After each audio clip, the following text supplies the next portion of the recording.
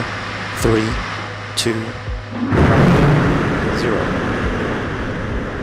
2018년 나사는 화성으로 가는 인사이트 탐사선을 발사했습니다. 인사이트5의 주요 임무는 붉은 행성의 깊은 내부를 연구하고 화성의 지질학적 활동을 밝히는 것이었습니다. 일련의 과학 장비를 갖춘 인사이트 탐사선은 화성 표면 아래 숨겨진 비밀을 밝혀내는 놀라운 여행을 시작했습니다. 2018년 5월 5일 캘리포니아 반덴버그 공군기지에서 아틀라스 V 로켓에 탑재되어 발사되었습니다. 과학자들과 기술자들은 화성 도착을 간절히 기다리는 동안 기대와 흥분으로 가득 찼습니다. 인사이트5는 6개월 동안 광대한 우주를 가로질러 화성 대기권에 도달했고 마침내 화성 표면으로의 하강을 준비했습니다.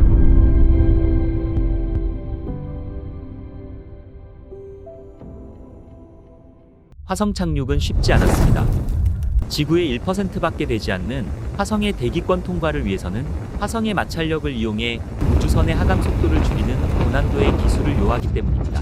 나사는 실패 요인을 없애기 위해 철저한 시험을 거쳤습니다. 화성에 먼저 도착해 활동하고 있는 큐리오시티도 화성에 착륙할 때 똑같이 겪었던 공포의 7분을 버티기 위해서였습니다. 공포의 7분은 1억 6천만 킬로미터 떨어진 지구와 화성 간에 신호 하나가 전달되는 데만 7분이 걸리기 때문에 탐사선이 착륙하는 절제절명의 순간 발생하는 시간 지연을 말합니다. 착륙하는 순간 엔지니어의 도움 없이 탐사선 스스로 모든 조종을 자율적으로 해야 하는 것이죠. 인사이트5가 안전하게 착륙하도록 나사는 화성 적도의 바로 북쪽에 있는 평평하고 고요한 엘리시움 평원을 착륙지로 택했습니다. 1976년 7월 인류 최초 화성 착륙선인 바이킹 1호 이후 인사이트 탐사선은 나사의 9번째 화성 착륙 시도였으며 한 번의 실패를 제외하고 나머지는 모두 성공했지만 엔지니어들의 얼굴에는 긴장감을 감출 수 없었습니다. 나사의 엔지니어들은 탐사선의 대기권 진입 시작 이후 약 7분간의 침묵 속에서 결과를 기다려야만 했습니다. 2018년 11월 26일 인사이트 탐사선은 화성 적도 근처에 위치한 엘리시움 플라니티아 지역에 성공적으로 착륙했습니다.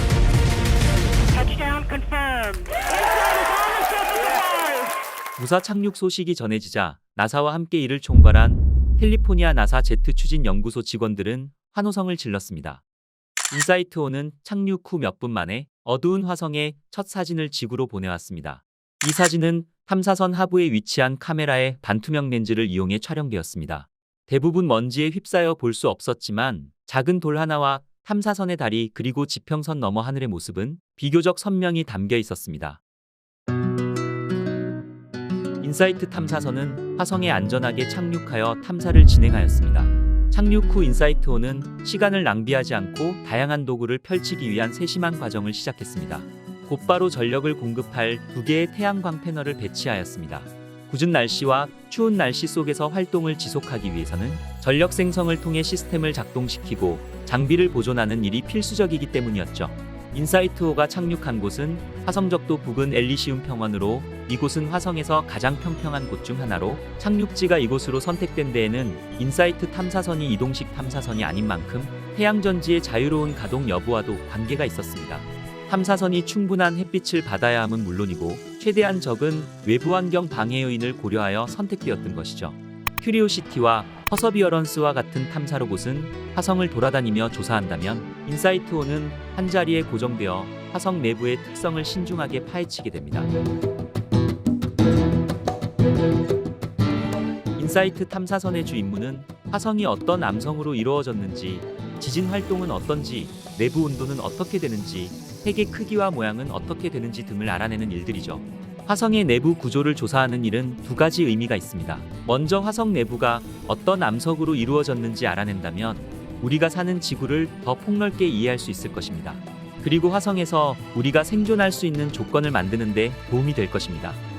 인사이트 프로젝트의 수석 과학자 브루스 바널트는 화성의 세부 사항을 알아낸다면 태양계 행성의 전체 진화 과정에 대해 더 자세히 이해할 수 있다고 표현했습니다. 작은 사실들이 모여 태양계 행성의 진화 과정을 알아낸다면 우리가 살고 있는 지구와 타버릴 것 같은 금성, 그리고 차갑게 식어버린 화성이 어떻게 태양계의 행성들이 서로 다른 모습을 가지게 되었는지를 알 수 있을 테니 말이죠. 주목적이 화성의 지질 탐사인 만큼 인사이트의 장비들은 마스큐브1이라고 불리는 SEIS 지진계와 굴착 장비 및 온도 측정 장치 등의 2개의 큐브를 비롯해서 자전 및 공전주기 관측 장비, 대기와 날씨 관측 장비, 레이저 거리 측정기, 그리고 2개의 카메라 등으로 이루어져 있습니다. 또한 로봇팔은 인사이트 탐사선만의 특징이라고 할 수 있는데 SEIS 지진계와 온도 측정 장치 등을 설치시킬 목적으로 탑재되었죠. 특히 이중 로봇팔이 설치한 2개의 큐브들은 가장 중요한 장비 중 하나였습니다.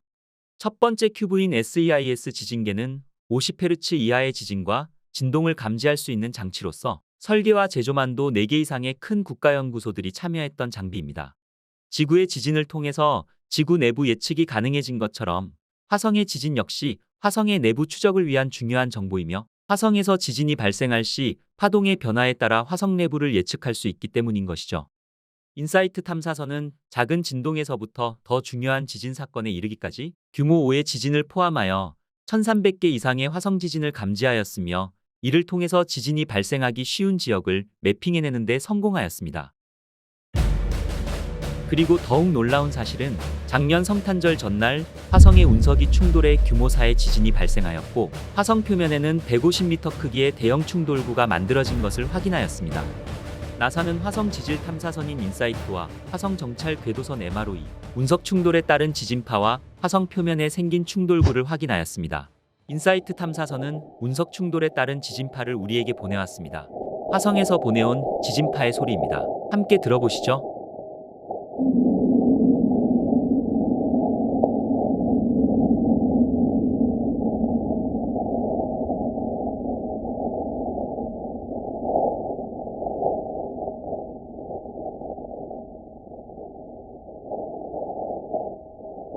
지진계로 측정한 진동 속도는 실제로 우리의 귀로는 들을 수 없지만 나사에서는 우리가 들을 수 있는 범위까지 가속 팽창하여 화성에서의 소리를 자세하게 들을 수 있게 해주었죠. 그리고 MRO가 확인한 충돌구 주변에서는 화성 표면 아래에 있던 바위 크기의 얼음덩어리도 함께 발견되었습니다. 나사는 우주 탐사를 시작한 이래 화성에서 실제로 관측에 성공한 최대 규모의 운석 충돌 중 하나라고 밝혔으며 운석이 충돌한 곳이 화성에서 가장 따뜻한 적도 인근으로 이곳에서 땅속의 얼음덩어리가 발견된 것은 이번이 처음이었습니다. 이곳 지하 얼음은 향후 화성에 도착한 우주 비행사들에게 필수적인 자원이 될 것으로 추측하고 있으며 미래의 화성에서의 식수와 우주 농사를 비롯한 로켓 추진체 등에 사용될 수 있다고 나사는 기대하고 있습니다. 화성 지진은 지진계가 감지하는 지진파를 만들기 시작했습니다. 연구진은 2종류의 지진파, 즉 전단파 S파와 압력파 P파의 데이터를 이용하여 화성의 3D 지도를 만들었으며 이중 고체만 통과할 수 있는 전단파는 행성 표면에서 반사되며 반면 압력파는 전단파보다 빠르고 고체와 액체, 기체를 모두 통과할 수 있으므로 연구진은 이러한 지진파들이 도착한 시차를 측정함으로써 지진의 진원지를 찾아낼 수 있었고 화성 내부 구성에 대한 단서를 얻을 수 있었습니다. 취리 연방공과대의 지진학자 시몬 슈텔러가 이끄는 한 연구진은 화성의 핵을 연구하기 위해 11차례의 지진에서 얻은 데이터를 사용했으며 핵에서 지진파가 반사되는 방식으로 볼 때 핵이 액체 니켈 철로 만들어졌고 이전에 추정되었던 것보다 훨씬 크고 낮은 밀도로 이루어져 있다고 결론지었죠. 또 다른 연구진은 지각과 핵 사이에 위치한 화성의 멘트를 살펴본 뒤 화성의 암석권, 즉 암석으로 구성되어 있는 지각 표층부의 화학적 구성이 지구와 비슷하지만 지구와는 달리 한상 구조가 아니라는 것을 알아냈으며 또한 화성의 암석권은 지구보다 약 90km 더 두꺼웠다고 말했습니다. 연구진은 화성의 암석권이 더 두꺼운 이유는 초기 마그마 바다가 결정 과정을 거쳐 응고됐기 때문에 그런 것일 수 있는데 이는 화성이 형성 시기 중 어떤 한 중요한 시점에서 급속 냉각되었을 가능성을 시사한다고 말했습니다. 쾰른 대학의 행성 지진학자인 브리지테 크난마이어 앤드런이 이끄는 세 번째 연구진은 화성 표면의 암석층인 지각을 분석한 결과 화성의 지각이 아주 깊지만 연구진이 예상했던 것보다는 얇다는 것을 발견했죠. 크난마이어 앤드런은 이러한 부분에서 지구와 화성 내부의 차이가 보이고 각각이 정확히 같은 물질로 형성되지 않았으며 구성 요소가 상이할 수 있기 때문에 흥미롭다라고 말했습니다. 이 화성 지진들은 과학자들이 화성의 지질학적 역사를 통합하는 데 도움을 주면서 화성 내부의 구성과 활동에 대한 귀중한 통찰력을 제공했습니다. 지열 측정기 HP3 기기는 구축 과정에서 예상치 못한 문제에 직면했습니다. 두더지가 땅에 망치질을 하기 시작하면서 어려움에 부딪혔고 결국 진행 또한 멈추게 되었습니다. 두더지라는 별명을 가진 이 장비는 드릴 모양의 장비로 화성 지표면에서 지하 5m까지 들어갈 수 있도록 설계되어 있어 땅을 파고 들어가면서 화성의 내부에서 나오는 에너지와 온도를 측정할 수 있는 탐사 장비였지만 두더지라는 별명이 무색하게 땅으로 들어갈 수가 없었습니다. 과학자들과 엔지니어들은 이 문제를 극복하기 위해 혁신적인 해결책을 고안해야만 했습니다. 몇 달 동안 신중한 분석과 문제 해결 후 엔지니어들은 착륙선의 로봇팔을 사용하여 두더지가 계속해서 땅을 파도록 하는 데 필요한 마찰력을 제공하기로 결정했습니다. 드디어 2020년 6월 인사이트 탐사선의 장비 중 탐사선에 실린 굴착 장비 및 온도 측정 장치가 드디어 땅을 파기 시작했습니다. 하지만 이 두더지는 그동안 여러 차례의 시도에도 불구하고 땅속으로 들어가는 데 실패하였고, 다른 대안을 생각해내던 과학자와 공학자들은 결국 로봇팔을 이용해서 두더지 장비를 땅속으로 밀어넣기로 결정하게 됩니다. 엔지니어들은 인사이트에 장착된 카메라로 원인을 파악한 결과 장애물은 바위나 자갈이 아니라 단단하게 뭉쳐진 화성 흙덩어리였습니다. 마치 식은 시루떡처럼 딱딱하게 굳어진 흙덩이를 장비가 뚫지 못한 것이었죠. 과학자들은 로봇팔에 달린 주걱으로 드릴을 눌러 땅속으로 밀어보기도 했으나 불과 몇 센티미터밖에 진출하지 못했습니다. 나사는 흙을 좀 더 퍼낸 뒤 마지막 굴착 시도를 했으나 500번의 해머질에도 불구하고 아무런 성과를 내지 못했습니다. 두더지는 기대했던 임무를 달성할 수는 없었지만 이를 실패로 보는 것은 적절하지 않았습니다. 과거 화성에서는 한 번도 본 적 없는 새로운 토양의 특성을 발견했으며 바로 두껍고 딱딱한 표층이 부서지면서 부피가 크게 감소한다는 점이었으며, 아직은 우리가 본 것을 모두 다 이해할 수 없지만 지질학자들이 앞으로 몇 년간 이 자료를 조사할 것이며 이 자료를 이용해 이 위치의 화성 환경의 역사에 대한 단서를 찾아내려 노력할 것이라고 나사의 연구진들은 말하고 있습니다. 인사이트 탐사선은 처음 2년간의 임무로 계획되었습니다. 인사이트의 성공과 그것이 만든 과학적 발견은 나사가 임무를 확장하도록 이끌었습니다. 착륙선이 잘 작동하고 SEIS 장비가 풍부한 지진 데이터를 제공하면서 인사이트는 화성 내부에 대한 이해를 넓히며 운영을 계속했습니다. 확장된 임무를 수행하는 동안 인사이트 탐사선은 화성 환경의 가혹한 조건에 직면해야 했습니다. 먼지 폭풍과 극심한 온도 변화, 태양 전지판에 쌓인 먼지는 탐사 로봇에게는 도전 과제가 되었습니다.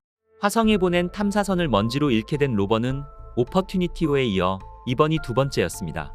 태양광 충전으로 동력을 얻는 오퍼튜니티호는 2018년 5월 말 화성 전체를 휘감는 먼지 폭풍으로 인해 동력을 아끼기 위해 동면에 들었다가 다시 깨어나지 못한 채 연락이 끊기게 되었죠. 인사이트호 또한 화성의 먼지 위험에 노출될 것을 예상하였으나 화성의 강한 바람이 태양광 패널에 쌓이는 먼지를 쓸어가 줄 것으로 기대하였지만 이는 이루어지지 못했습니다. 탐사선 주변에서 수천 번 넘게 회오리 바람이 불었지만 안타깝게도 인사이트호의 태양광 패널 위에 먼지를 청소해주는 일은 벌어지지 않은 것입니다.